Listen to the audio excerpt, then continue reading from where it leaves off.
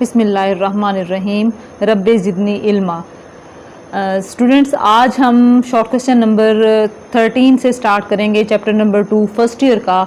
और वो short question क्या है, how would the two vectors to be oriented, दो वेक्टर्स को हम किस तरह से रखें if they were to be combined, कि अगर उनको आपस में जोड़ा जाए, to give resultant equal to a vector of same magnitude, यानी दो वेक्टर जो हम जोड़ रहे हैं दोनों का मैग्नीट्यूड सेम हो, तो तीसरा जो जवाब रिजल्टेंट आए उसका भी उनके बराबर मैग्नीट्यूड आए, तो हम इनको किस तरह से जोड़ें। तो स्टूडेंट्स, इसके जवाब को समझने से पहले हम एक इसकी एग्जांपल कंसीडर करते हैं। तो फर्स्ट करें स्टूडेंट्स, हमारे पास ये एक वेक्टर है ए वेक्टर, ठीक है। ये कौन सा वेक्टर है स्टूडेंट्स, ए वेक्टर। और फर्ज कर लें इसकी लेंथ जो है वो मैं कहती हूँ कि 10 सेंटीमीटर है। मैं फ़र्ज़ कर रही हूँ कि इसकी लेंथ जो है वो मैं 10 सेंटीमीटर ले रही हूँ। तो यहाँ पे स्टूडेंट्स हम ए वेक्टर जो है वो कंसीडर कर रहे हैं, और ये ए वेक्टर, इसको फ़र्ज़ करें ये 10 सेंटीमीटर है। मैं अभी इसको स्केल यूज़ नहीं कर रही, इसलिए मैं सिंपली आपको बता रही हूँ। अब दूसरा वेक्टर जो है वो स्टूडेंट्स कौन सा है, वो है हमारे पास बी वेक्टर, और उसका भी मैग्नीट्यूड जो है वो 10 सेंटीमीटर है।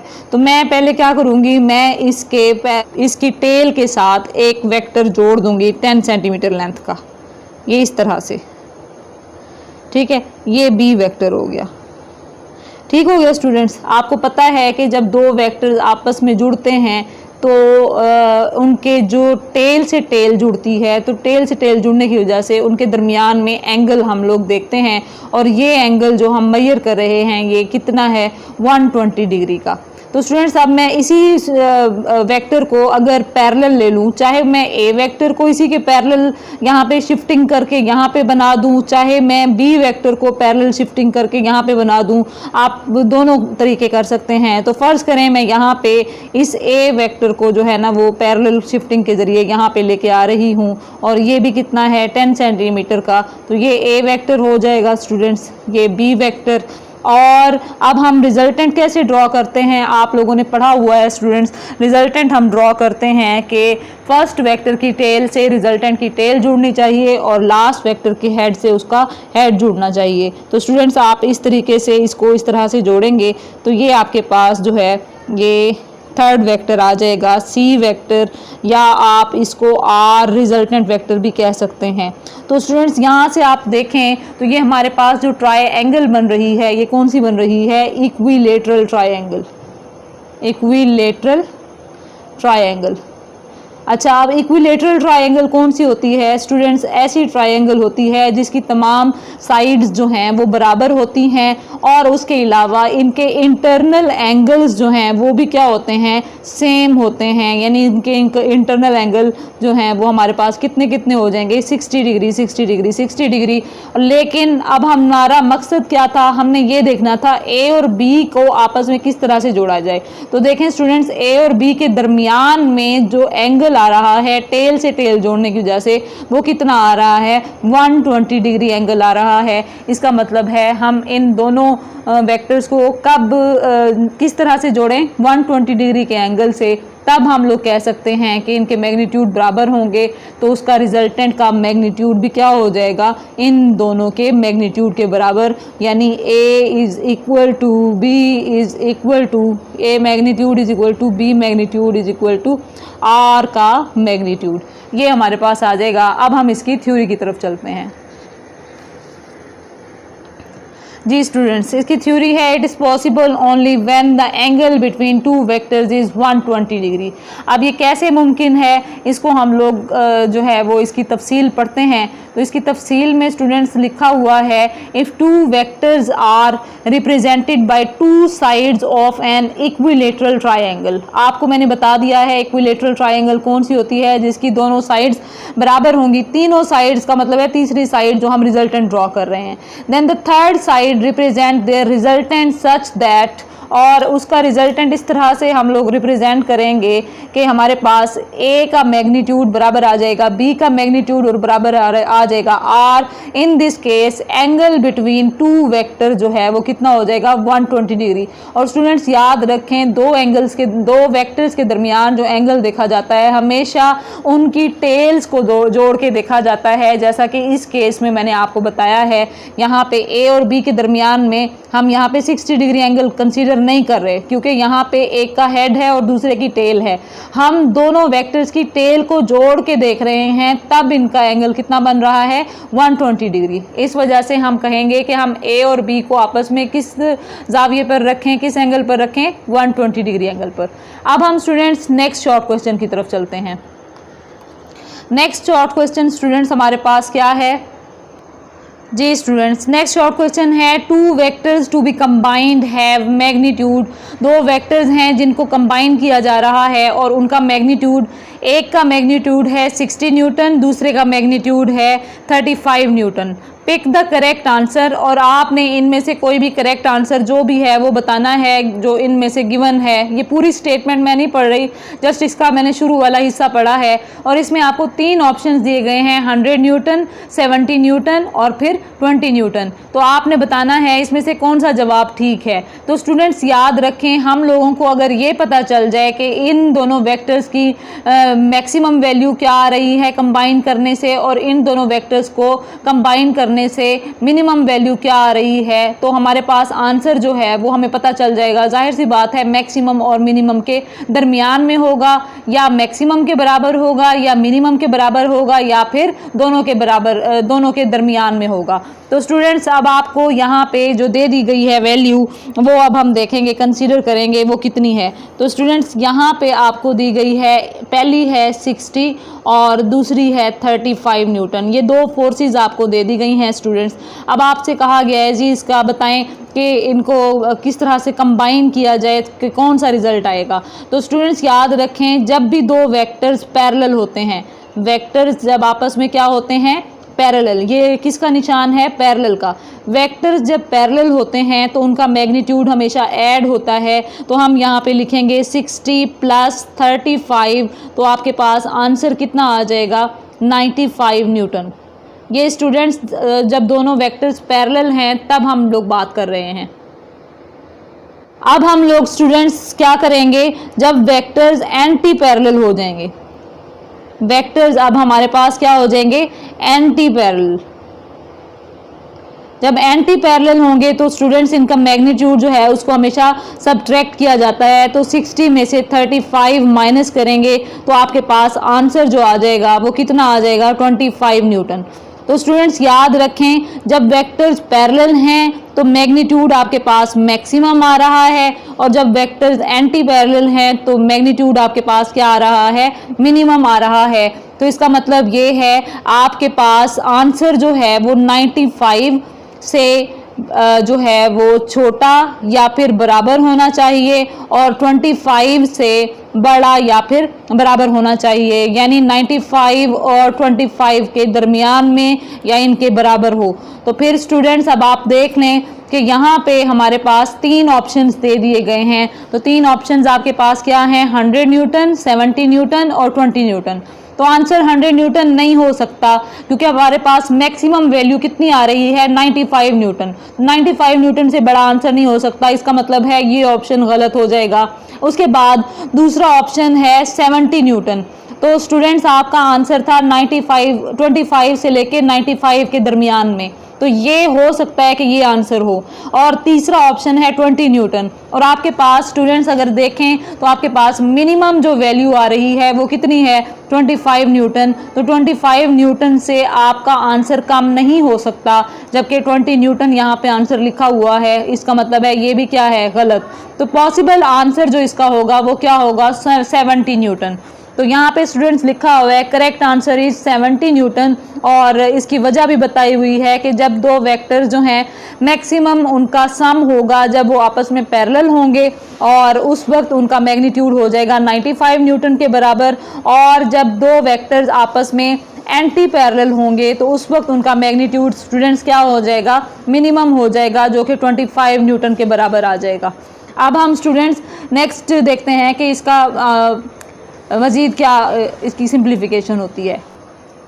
जी स्टूडेंट्स, तो रेंज आपके पास रिजल्टेंट की है 25 न्यूटन से 95 न्यूटन के दरमियान, और मैंने आपको जैसे बताया कि 100 न्यूटन जो है वो 95 न्यूटन से बड़ा है, इसलिए वो पॉसिबल आंसर नहीं हो सकता। 20 न्यूटन 25 से छोटा है, इसलिए वो भी पॉसिबल आंसर नहीं हो सकता। इसलिए करेक्ट आंसर क्या होगा आपके पास 70 न्यूटन। ये था हमारे पास सेकेंड शॉर्ट क्वेश्चन, या फिर आप इसको 14 शॉर्ट क्वेश्चन भी कह सकते हैं आज के लेक्चर का। अब उसके बाद नेक्स्ट हमारे पास जो शॉर्ट क्वेश्चन है वो है शॉर्ट क्वेश्चन नंबर 2.15 या 15 शॉर्ट क्वेश्चन। तो हम 15 शॉर्ट क्वेश्चन की तरफ चलते हैं स्टूडेंट्स। तो 15 शॉर्ट क्वेश्चन यहाँ पे क्या है, suppose the sides of closed polygon represent vector arranged head to tail, what is sum of these vectors.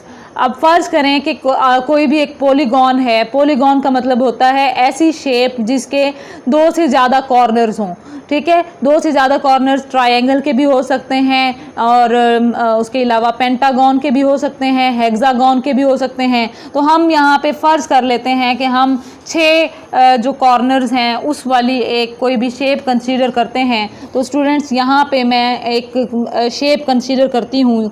तो ये मेरे पास एक शेप है, फ़र्ज़ करें ये मेरे पास इस तरह से, आपने बेंजीन का स्ट्रक्चर देखा होगा सेकेंड ईयर का क्लास केमिस्ट्री में, या फिर आपने शायद 9th-10th क्लास में देखा हो। बहरहाल ये आप देखें 1 2 3 4 5 और 6 कॉर्नर वाली एक शेप बनी है, इसको पॉलीगॉन कहेंगे।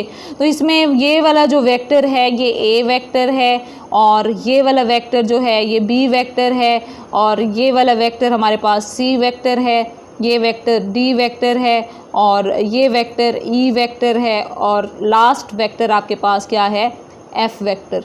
तो आप स्टूडेंट्स देखें इन वेक्टर्स को हमने ऐड किया हुआ है, सम किया हुआ है इनको हमने हेड टू टेल रूल के ज़रिए, यानी फर्स्ट का हेड सेकंड की टेल, सेकंड का हेड थर्ड की tail, and so on, last का हेड फिर फर्स्ट की टेल।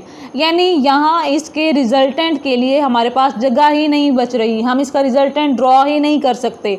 तो स्टूडेंट्स मैंने आपको थर्ड शॉर्ट क्वेश्चन इस चैप्टर का जो था उसमें भी बताया था, जब भी आपके पास क्लोज शेप बन रही हो तो उस वक्त ऐसी शेप्स का जो रिजल्टेंट होता है वो हमेशा क्या होता है, नल वेक्टर होता है। तो इसका रिजल्टेंट भी आपके पास किसके बराबर आ जाएगा, नल वेक्टर के बराबर आ जाएगा, जब आप इन वेक्टर्स को ऐड करेंगे by head to tail rule. तो ये आपके पास नल वेक्टर के बराबर इसका सम आ जाएगा।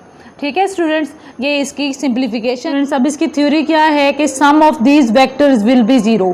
अब इन वेक्टर्स का सम जो है वो किसके बराबर होगा, 0 के बराबर होगा। वो कैसे 0 के बराबर होगा, हम इन वेक्टर्स को ऐड करेंगे by head to tail rule. जैसा कि इस केस में आप देख रहे हैं, in this case the head of last vector, ये देखें एफ वेक्टर जो है यहाँ पे लास्ट वेक्टर है, लास्ट वेक्टर का हेड जो है वो फर्स्ट वेक्टर की टेल के साथ जुड़ रहा है, इसलिए by head to tail rule हमें जो रिजल्टेंट वेक्टर है उसके ड्रॉ करने की जगह यहाँ पे नहीं बच रही। तो इसका मतलब ये है यहाँ हम रिजल्टेंट ड्रॉ नहीं कर सकते। इसका मतलब है इसका रिजल्टेंट किसके बराबर आएगा, नल वेक्टर के बराबर आएगा। तो स्टूडेंट्स ये हम इस तरह की ये शेप बनाएंगे, ये पॉलीगॉन बनाएंगे, और इसके बाद मैथमेटिकली लिख देंगे A vector plus B plus C D plus E plus F is vector is equal to null vector. तो स्टूडेंट्स ये था हमारे पास शॉर्ट क्वेश्चन नंबर 15। अब हम शॉर्ट क्वेश्चन नंबर 16 की तरफ चलते हैं, और ये थोड़ा ट्रिकी शॉर्ट क्वेश्चन है। जी स्टूडेंट्स, इसकी स्टेटमेंट है 2 ships X and Y are travelling in different directions at equal speeds. 2 ships हैं, 2 बहरी जहाज हैं जो कि डिफरेंट डायरेक्शंस में ट्रेवल कर रहे हैं, लेकिन स्पीड दोनों की सेम है। Actual direction of motion of X is due north, और जो एक्स शिप है, बहरी जहाज है, उसकी डायरेक्शन शुमाल की तरफ है। But to an observer on Y the apparent direction of motion of X lies north east. लेकिन कोई बंदा जो कि वाई शिप पर मौजूद है उसके मुताबिक वो सीधा नॉर्थ की तरफ नहीं जा रहा बल्कि नॉर्थ ईस्ट की तरफ जा रहा है। Actual direction of motion of Y as observed from shore, और जो इंसान कोई भी साहिल समंदर पर खड़ा है उसके मुताबिक जो डायरेक्शन ऑफ वाई होगी वो दरअसल क्या होनी चाहिए, ईस्ट होनी चाहिए, वेस्ट होनी चाहिए, साउथ होनी चाहिए, साउथ ईस्ट होनी चाहिए, साउथ वेस्ट होनी चाहिए। इसको समझने के लिए स्टूडेंट्स फिर से मैं आपको एक एग्जांपल दूंगी यहाँ पे कि हमारे पास आपने डायरेक्शंस डिस्कस की हुई हैं, 4 डायरेक्शंस होती हैं।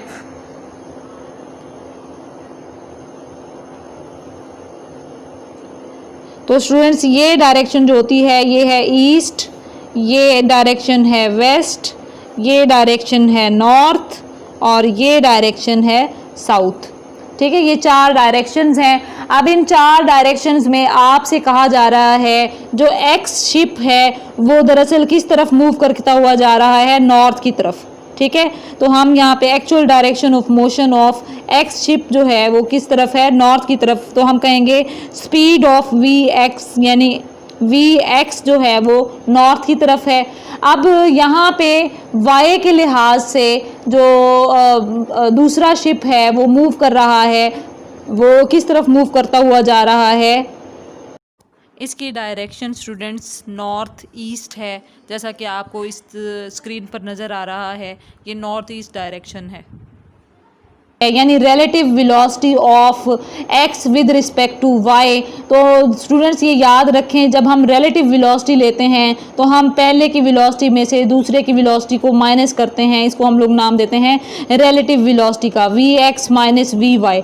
तो स्टूडेंट्स अब हम ये देखेंगे कि ये हमारे पास जो X V X minus V निकाली है, ये हमारे पास अब ये वाली जो है by head to tail rule, ये किसके बराबर आएगी, इसको आप नाम दे दें ओ का, और स्टूडेंट्स दूसरा हम लोग नाम देते हैं इसको ओ के बाद ये वाला जो है इसको आप ए का नाम दे दें और इसको आप नाम दे दें बी पॉइंट का। तो अब हम यहाँ पे इसको मैथमेटिकली अगर डिस्कस करना चाहें तो आप देखें by head to tail rule, अगर हमारे पास ओ ए प्लस ए बी वो दरअसल किसके बराबर आएगा, ओ बी के। ये हेड टू टेल रूल हमें बता रहा है, यानी फर्स्ट का हेड है, सेकंड की टेल है। फिर हमने जो रिजल्टेंट ड्रॉ किया हुआ है वो फर्स्ट की टेल से उसकी टेल जुड़ रही है और लास्ट के हेड से उसका हेड जुड़ रहा है। तो इसका मतलब है O A plus A B is equal to O B. ये हमने head to tail rule apply कर दिया। तो ये हमारे पास ओ ए दरअसल किसके बराबर है, वी एक्स के बराबर है। ठीक है, और प्लस ए बी हमने मालूम करना है ये किसके बराबर है, और ओ बी किसके बराबर है, V X minus V Y, यानी ये रिलेटिव वेलोसिटी है। अब यहाँ से हमने ए बी मालूम करना है, तो स्टूडेंट्स ए बी आपके पास ए बी हमारे पास किसके बराबर आ जाएगा, जी स्टूडेंट्स बताएं ए बी किसके बराबर आएगा। ये V X left hand side से राइट हैंड साइड पे मूव करेगा तो नेगेटिव हो जाएगा, ये आ जाएगा V X minus V Y, इसको आप एज इट इज़ लिख देंगे, और माइनस ये वाला वी एक्स इधर आके माइनस हो जाएगा ये वी एक्स। अब आप देखें वी एक्स से वी एक्स कैंसिल हो जाएगा और आपके पास आंसर आ जाएगा माइनस वी वाई। यानी आपने ये जो ए बी बनाया हुआ है इसकी अपोजिट डायरेक्शन में वेलोसिटी ऑफ वाई होगी, यानी वाई मूव करता हुआ जा रहा होगा, और ये कौन सी डायरेक्शन है, वेस्ट डायरेक्शन है। तो इसका मतलब ये है कि वाई जहाज़ जो है वो किस डायरेक्शन में मूव करेगा, वेस्ट यानी मगरिब की तरफ मूव करता हुआ जा रहा होगा। ये ट्रिकी शॉर्ट क्वेश्चन है स्टूडेंट्स, इसलिए मैंने इसको बड़ा एक्सप्लेन करके यहाँ पे समझाया है।